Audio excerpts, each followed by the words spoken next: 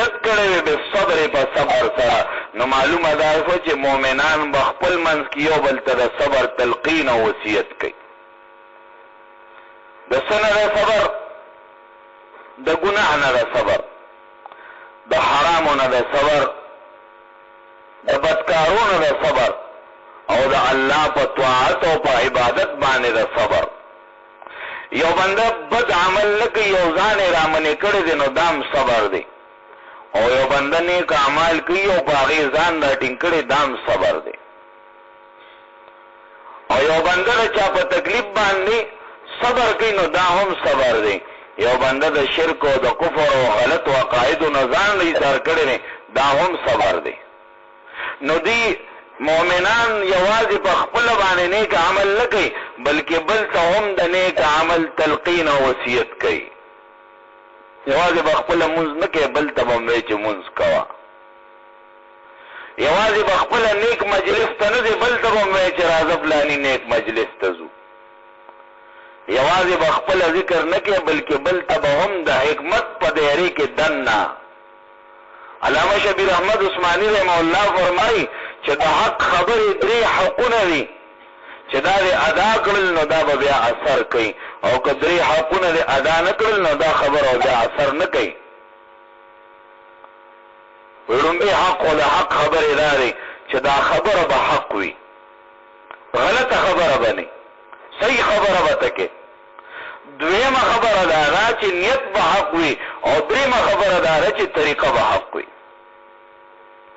تاته you خبره کې نه، اول خو به خبره صحیح وي، خبره کې به فرق نه وي، غلطه به نه وي.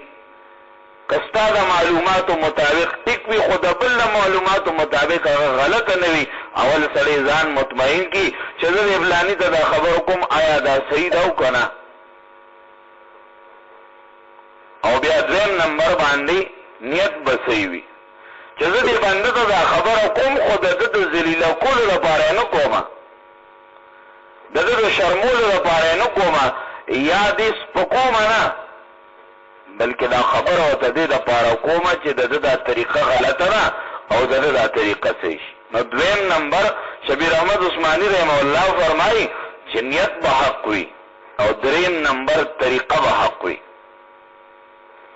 چې دا حق خبره په حق نیت باندې کې، نو په حق طریقه به کې خامخا به پکې الله اثر پیدا کوي.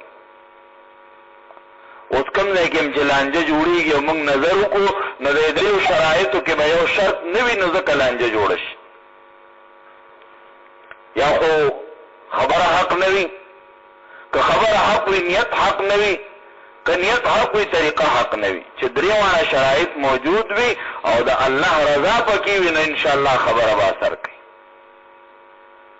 د مؤمن به خپل منځ کې یو بل ته د نیکۍ ترغیب ورکوي. یوازې به ته واړه جنت نه ګټي، بل ته به هم وایي چې یاره زه د فلاني نیک عمل لزم، ته ما سره ځئ، زه مانځه لزم، ته را سره ځئ، زه ذکر کوم ته ذکر کې، زه د دې ګناه نه ځان بچ کوم ته را سره ځان بچ کې. نو دا خپل منځ کې به یو بل ته وصیت او نصیحت د نیکو اعمالو د صبر، او بیا فرمایي وتواصوا بالمرحمه، او چې وصیت کوي دوی په خپل منځ کې د رحم کولو، یا وصیت یې کړی وي خپل منځ کې د رحم کولو، د الله په مخلوق باندې د رحم وصیت به کوي، مخلوق ته به تکلیف نه رسوي، په خپله به هم نه رسوي، او بل ته به هم وایي چې یاره د مظلوم سره ظلم مه کوه، بې وسه سره زیاتې مه کوه، بې احترامي مه کوه، د مشرانو بې عزتي بې احترامي مه کوه، کشرانو باندې شفقت کوه، زناورو سره د نرمۍ معامله کوه، یو بل ته به د مرحمت یعنی خپل منځ کې د رحم ترغیب او وصیت هم مؤمن کوي.